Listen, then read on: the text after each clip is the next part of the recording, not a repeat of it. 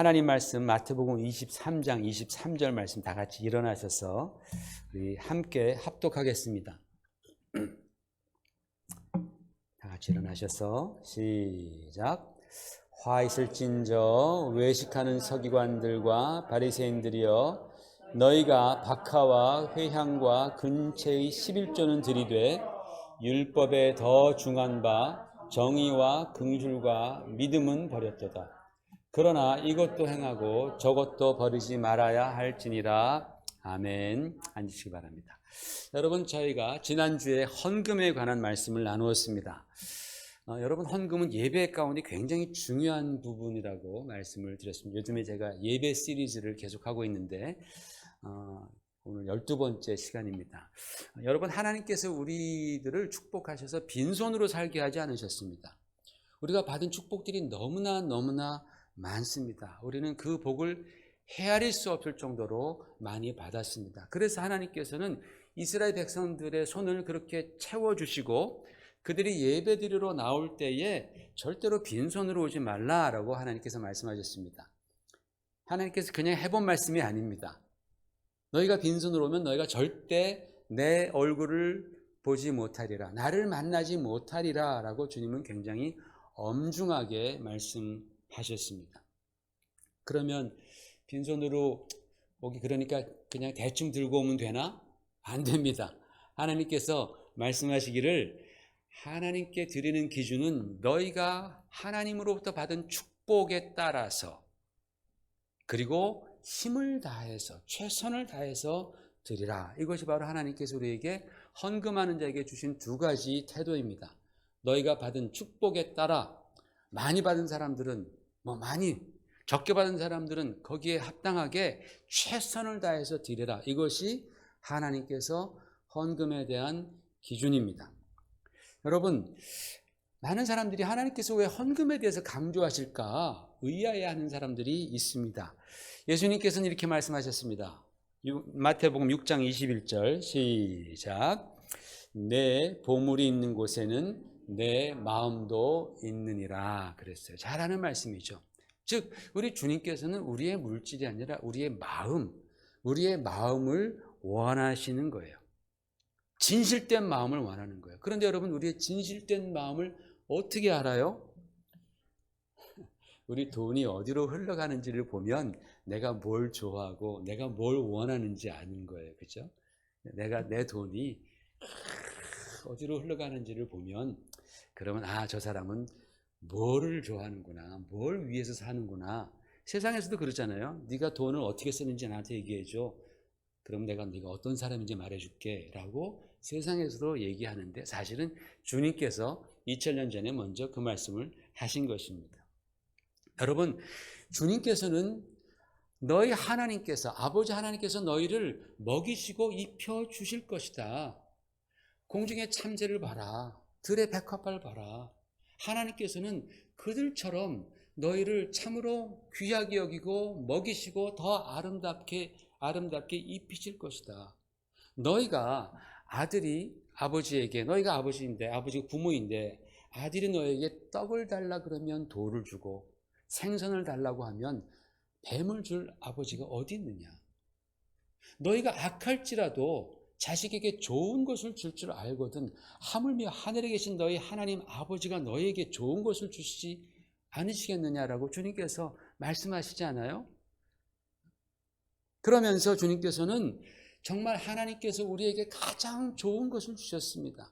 독생자 예수 그리스도를 주시고 우리에게 성령을 보내주시면서 너희에게 성령을 주신 그 하나님께서 다른 모든 것들을 성령과 함께 주시지 아니하시겠느냐라고 하나님은 우리에게 말씀해 주셨어요. 그러니까 너희가 제발 염려하지 말고 드리라는 거예요. 하나님을 섬기라는 거예요. 그런데 많은 사람들이 주님의 이 말씀을 믿지를 못하는 거예요.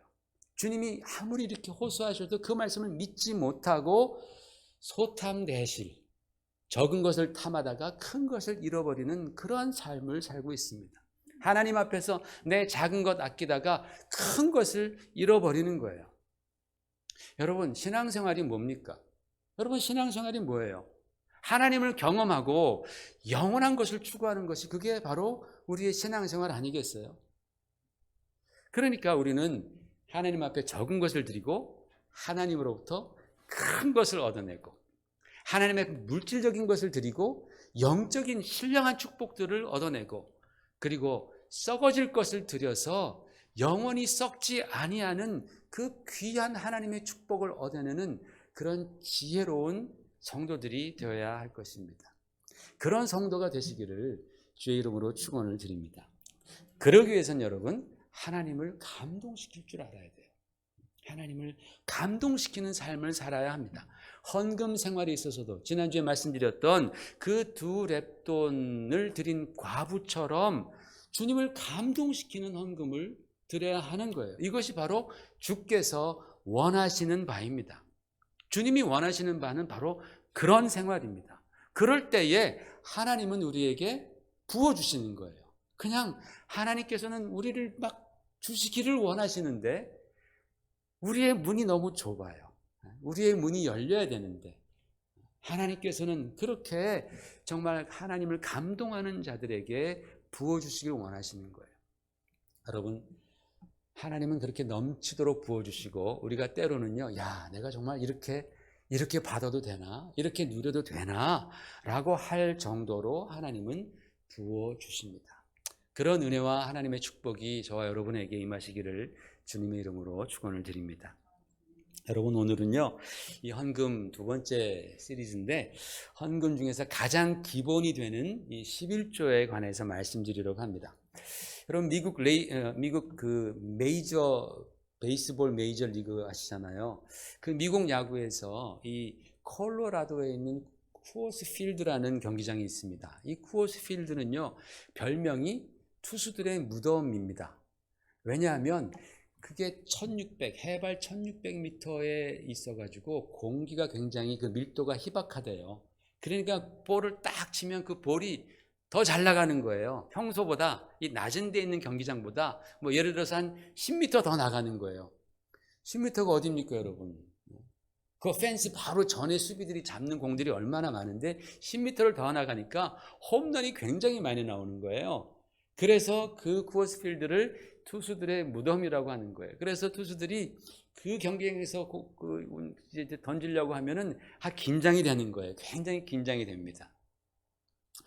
여러분 목사님들이 설교해야 할 주제들이 참 많은데 그 중에 이 11조가 바로 그런 주제입니다. 굉장히 긴장이 되는 주제죠. 지난번에 목사님들과 교제하다가 다음번에 11조 설교를 한다고 했더니 다들 아직도 그런 설교를 하는 교회가 있냐. 성도님들이 참 순하시고 좋은 것 같다. 그런 말씀을 하시는 거예요. 그러니까 여러분 오늘 제 설교를 듣고 난 다음에 다음 주에 여러분 계속 출석하시면 여러분 다 좋은 성도가 되시는 겁니다. 할렐루야. 여러분 제가 조금 전에 이 11조를 헌금 중에서 가장 기본이 되는 헌금이라고 말씀을 드렸습니다. 근데 아마 사람들은요 일반적으로 반대로 생각하시는 것 같아요. 반대로 사람들은요 이 11조를 헌금의 가장 높은 수준이라고 그렇게 생각을 합니다. 그래서 11조를 드리면 대단하게 생각하는 거예요. 그렇죠? 야 11조를 드려? 대단하네. 굉장히 신앙이 좋네. 그런데 그게 아닙니다. 성경은 그렇게 말하고 있지 않습니다. 11조는 가장 기본 중에 기본이 바로 11조입니다. 여러분 오늘 또 오신 날이 장날이라서 제가 또 11조에 대한 설교를 이제 듣게 되시는데 제가 한 5년에 한 번 정도 11조에 대한 설교를 하는 것 같아요. 그래서 여러분 정말 오늘은 복 받으신 겁니다. 이 귀한 설교를 11조 가는 설교를 들으신다라는 게 굉장히 흔치 않은 일이라고 생각하시고 야 나는 참 복 받았다 오늘 그렇게 생각하시기를 바랍니다. 여러분 오늘 그래서 제가 11조를 이 성경을 통해서 이 11조가 무엇인지에 대해서 좀 말씀을 드리려고 합니다. 그런데 그 전에 이 점을 분명히 하고 넘어가십시다.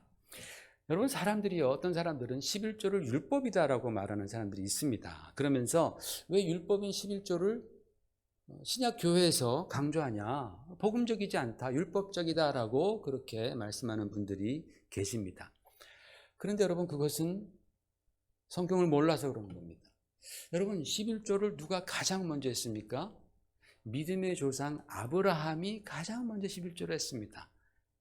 모세가 율법을 세우기 700년 전, 약 700년 전에, 엄청난 세월이죠. 700년이면. 그때에 믿음의 조상 아브라함이 가장 먼저 11조를 멜기데색 제사장에게 드렸다라고 창세기 14장에 말씀하고 있습니다. 그리고 그 말씀이 신약 성경에 와서 히브리서 7장에 다시 한번 그것이 설명되고 있습니다. 그러니까 구약 처음부터 신약의 거의 마지막까지 이 11조의 그 라인이 계속되고 있다는 사실을 우리는 알아야 합니다. 아브라함뿐만 아니라 그의 자식들, 이삭에 대해서는 성경에 나오지 않지만 야곱도 하나님께 11조를 약속하고 드렸습니다. 이러한 믿음의 전통이 모세 때 와서 너무 좋은 전통이니까 이게 법으로 이렇게 제정된 것입니다. 그걸 가지고 11조가 율법적이다라고 우겨대면 조금 곤란하죠. 그죠?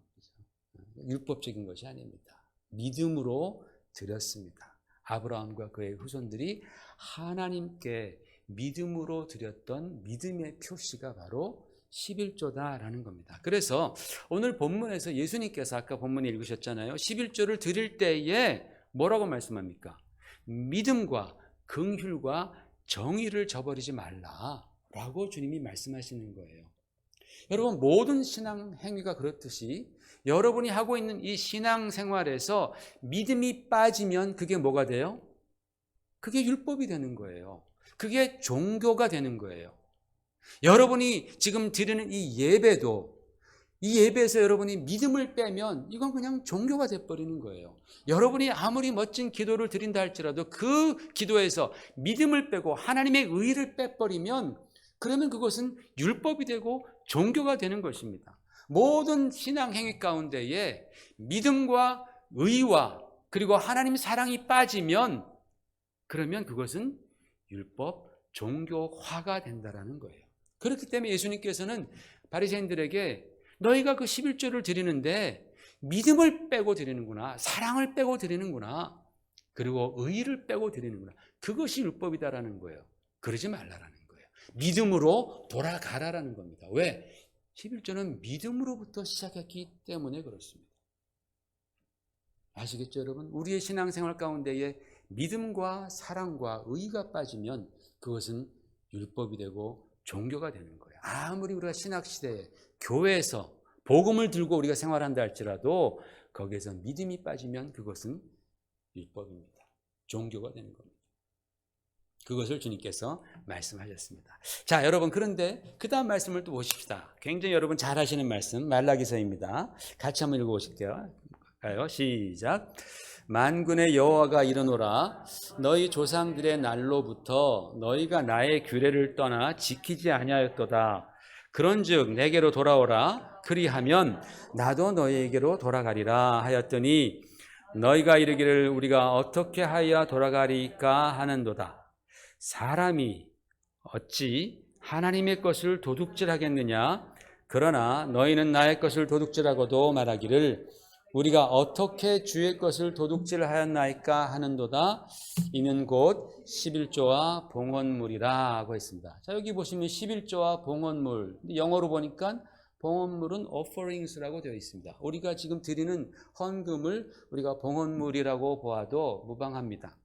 그리고 11조와 봉헌물이라고 성경은 분명히 나누어서 말씀을 하고 있습니다. 그러니까 이게 무슨 뜻이냐면요, 11조는 일반 다른 헌금과는 성격이 굉장히 다른 그러한 헌금이다라는 그런 뜻입니다. 그리고 이것을 드리지 않았을 때에 하나님께서는 도둑질했다라고 그렇게 말씀하는 거예요.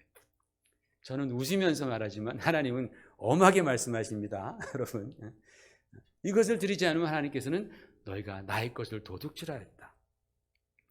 굉장히 하나님께서 세게 말씀하시지 않습니까? 이거 듣고서 상당히 마음이 불편하신 그런 분도 분명히 있습니다.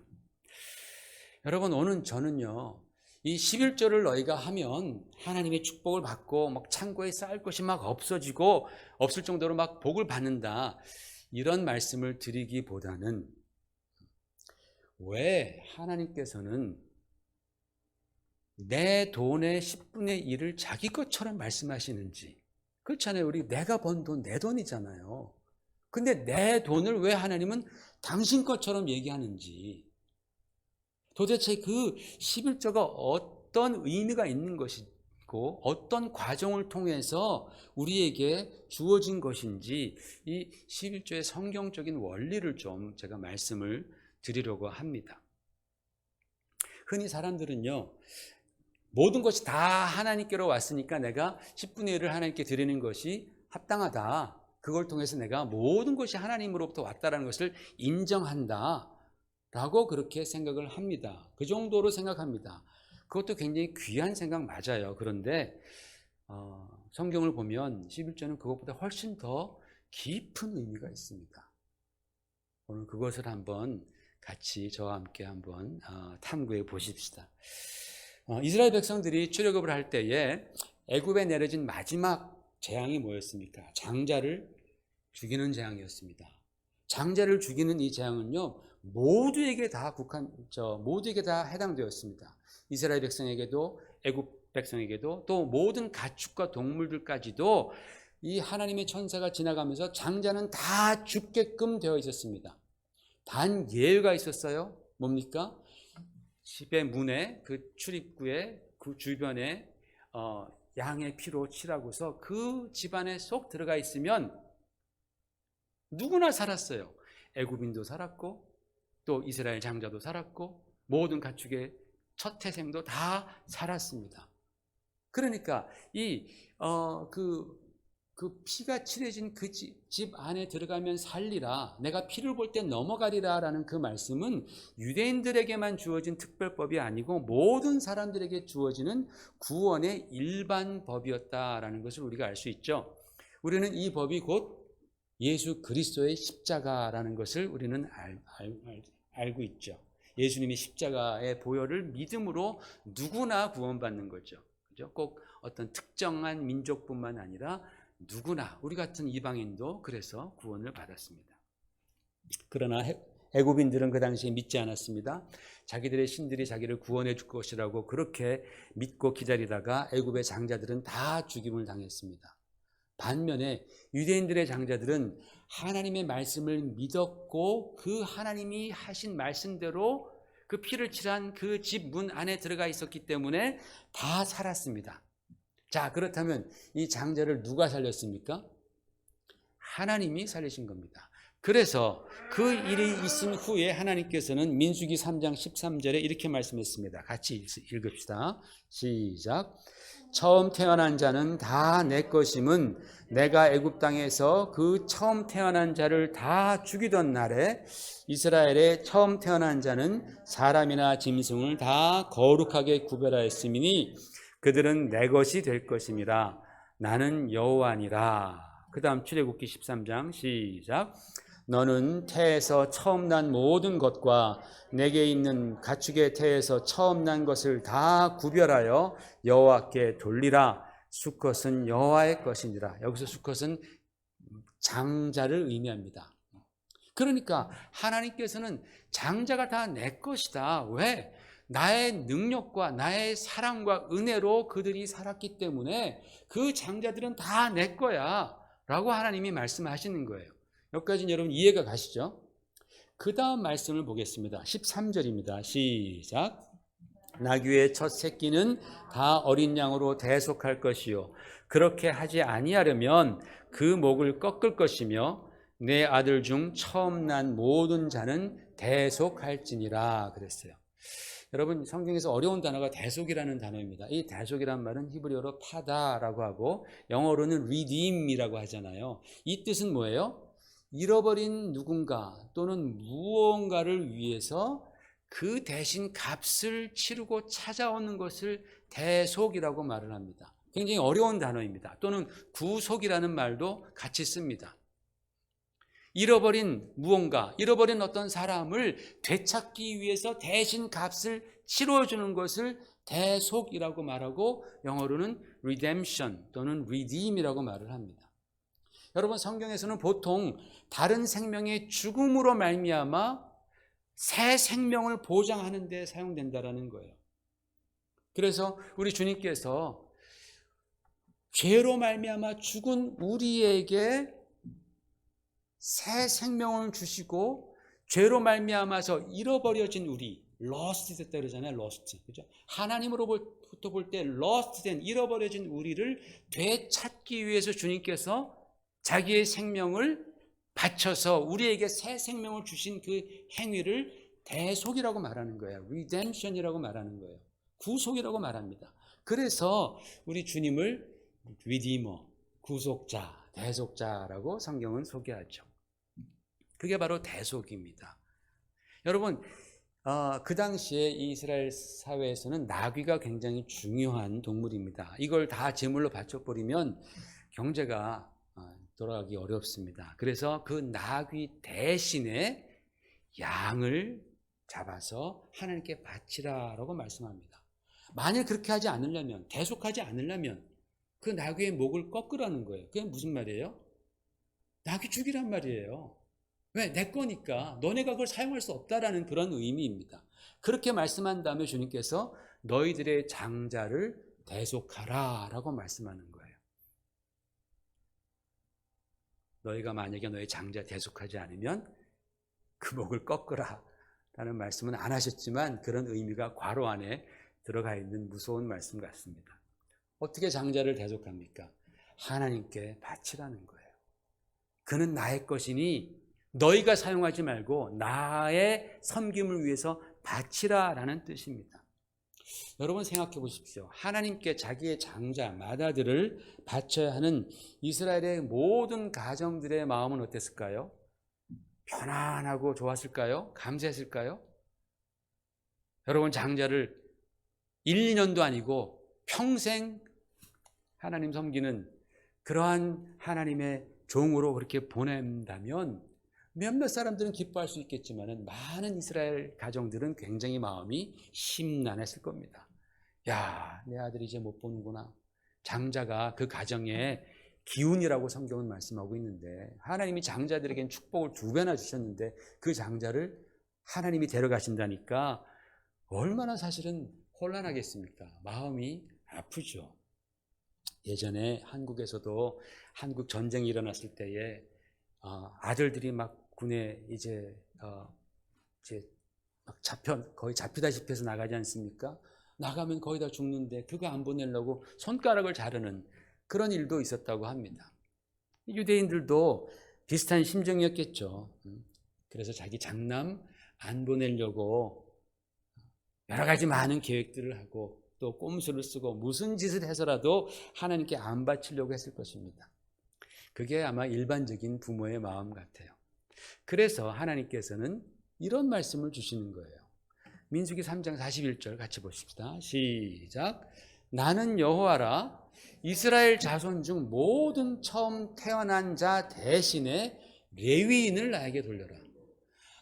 레위인이 그래서 하나님을 섬기는 사람이 된 거예요. 레위 지파가. 하나님께서 그 각 가정마다 다 장남을 뺏어오시면 가정마다 힘들어지니까 오케이, 그러면 내가 너네들 장남 스테이해, 집에 스테이하고 그 대신 내가 레위인들은 다 내 거로 만들 거야. 나를 섬기는 그러한 사람들로 내가 만들 거야 라고 하나님께서 결정하신 겁니다. 여러분, 이런 결정하셨을 때 이스라엘 백성들이 울면서 막 통곡했을까요? 하나님 원망했을까요? 안 됩니다, 하나님. 내 아들 데려가십시오. 그랬겠습니까? 아니겠죠. 할렐루야. 하나님 지혜로우십니다. 하나님은 사랑이 많으십니다. 그러면서 하나님을 찬양했겠죠.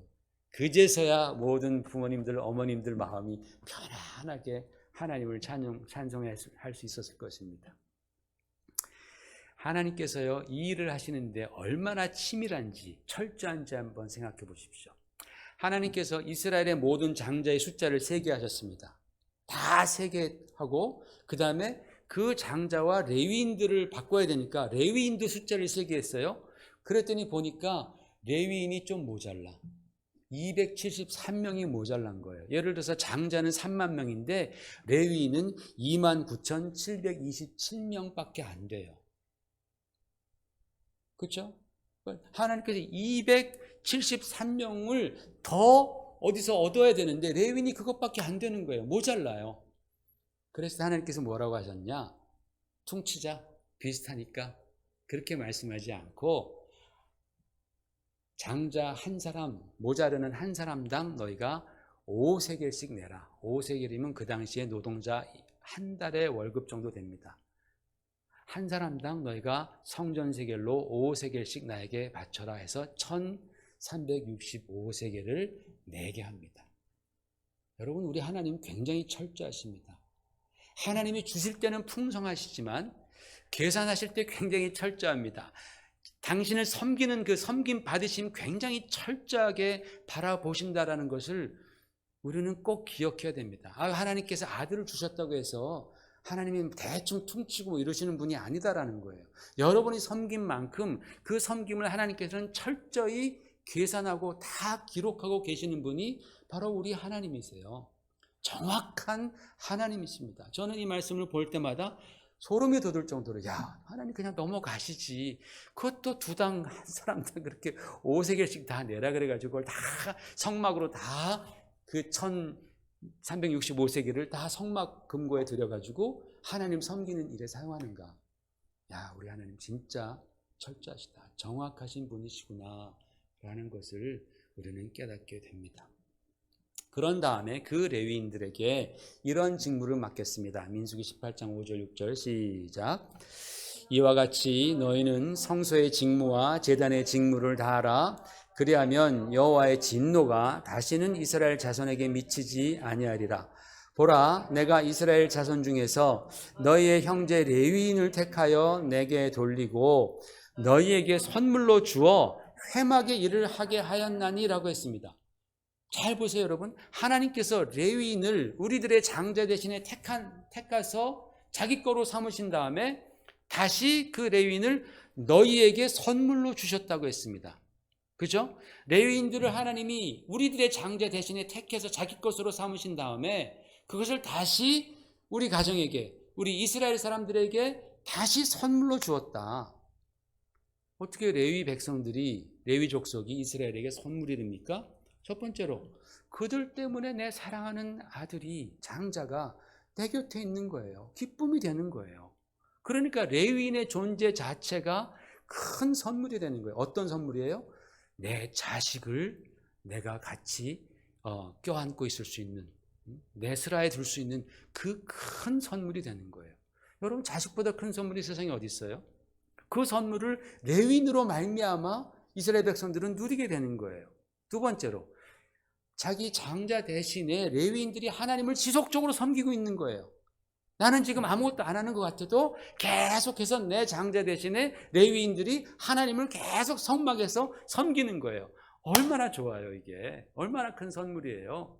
그것으로 말미암아서 세 번째로 우리의 가정에 하나님의 진노가 임하지 않고 축복이 임하니까 이것 또한 엄청난 선물이 된다는 겁니다. 여러분, 이 좋은 일들이 계속해서 이스라엘 사회에 계속 진행돼야 되겠어요? 아니면 스탑돼야 되겠어요? 당연히 이스라엘 가정들은 이 좋은 일들이 계속해서 진행되기를 원하는 거예요. 어떻게 진행이 될 수 있느냐? 그 다음 말씀 보십시다. 민수기 18장 21절 시작. 내가 이스라엘의 11조를 레위 자손에게 기업으로 다 주어서 그들이 하는 일, 곧 회막에서 하는 일을 갚나니 그랬어요. 갚는다 그랬어요. 여러분, 레위인들은 참고로 하나님으로부터 기업을 받지 못했습니다. 땅을 받지 못했습니다. 이스라엘 다른 족속들은 다 땅을 받았는데 레위 지파는 땅을 못 받았어요. 그게 무슨 뜻이에요? 다른 이스라엘 지파들은 자기가 받아야 할 것보다 더 받았다라는 뜻이죠. 그죠? 레위인들의 땅이 있는데 레위인들은 그 땅을 못 받고 다 다른 지파가 나눠 가졌으니까 플러스 알파가 된 거예요. n분의 1로 쪼개가지고 더 받은 거예요. 대신 레위인은 기업이 없는 거예요. 그러니까 그 더 받은 것을 너희가 레위인에게 다시 돌려라라는 거예요. 10분의 1을 돌려라.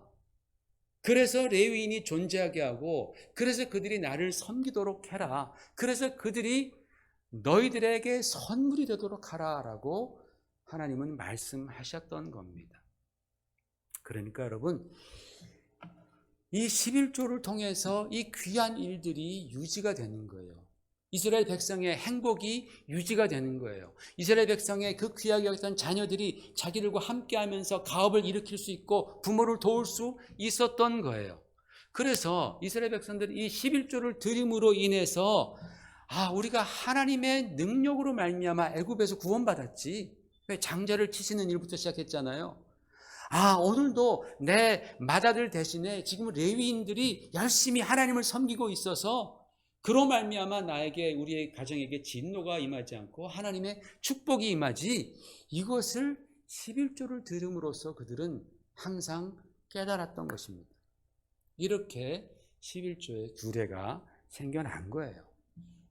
그저 하나님께서 나에게 모든 것 다 주셨으니까 내가 하나님께 감사해서 10분의 1로 바친다?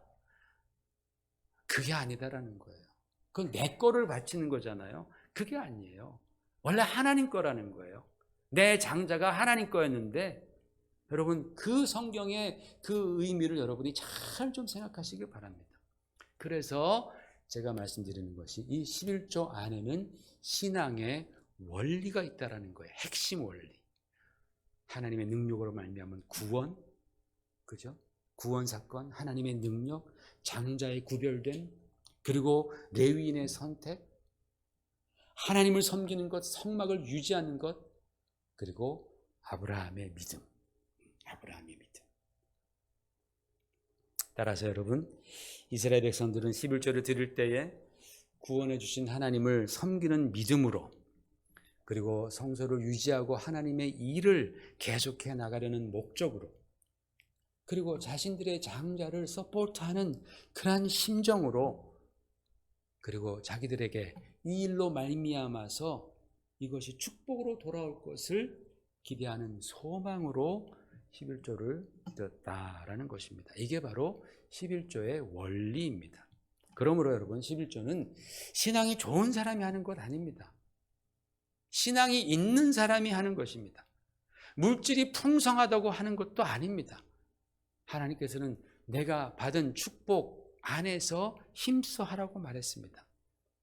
이것은 예수님의 십자가의 대속으로 인해서 구원받은 모든 사람들이 하나님을 섬기기 위해서 드리는 하나님의 것이다 라는 것입니다.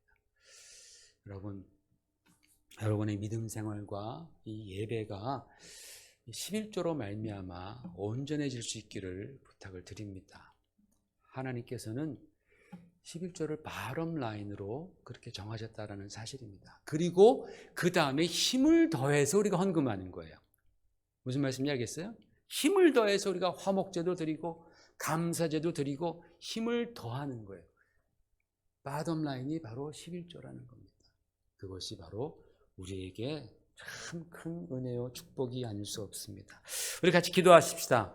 같이 기도할 때에 11조는 사실은 여러분 결국 나와 내 가정을 위한 것입니다. 그래서 우리가 그것을 감사함으로 드릴 수 있게 되기를 우리가 기도하시고요. 또 성경은 온전한 11조를 드리라 라고 말씀했습니다. 이게 신앙의 기본인데 워낙 우리 성도들이 힘들어하다 보니까 이게 마치 굉장히 높은 수준의 신앙처럼 그렇게 오해되고 있습니다. 아닙니다.